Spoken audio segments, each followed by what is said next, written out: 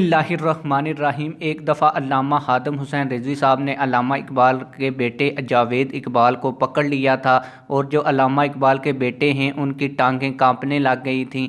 अल्लामा हादम हुसैन रिजवी साहब ने अपनी तकरीर के दौरान ये सारा वाक़या खुद सुनाया है। उनकी मुकम्मल वीडियो क्लिप आज की इस वीडियो में आप लोगों को दिखाने जा रहा हूँ, लेकिन वीडियो दिखाने से पहले आप लोगों से एक छोटी सी रिक्वेस्ट है, अगर आपने अभी तक हमारे चैनल को सब्सक्राइब नहीं किया तो जल्दी से चैनल को सब्सक्राइब कर दें, बेल आल नोटिफिकेशन को ज़रूर ऑन करें ताकि आने वाली इस तरह की इंटरेस्टिंग वीडियोस आप लोगों को बर वक्त मिलती रहें।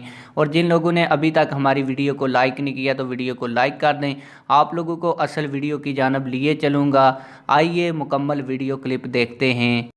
ये सजदा नहीं, उन्हें क्या फिर की कर रहा, उन्हें क्या बरूबम मिया खाक अज़दरे दोस्त, उन्हें क्या मैं सजदा नहीं कर रहा, उन्हें क्या की कर रहा, उन्हें क्या दरे रसूल ते जड़ी खाक गिरी ना मैं पलका नाल दी सफाई कर रहा और की कर रहा।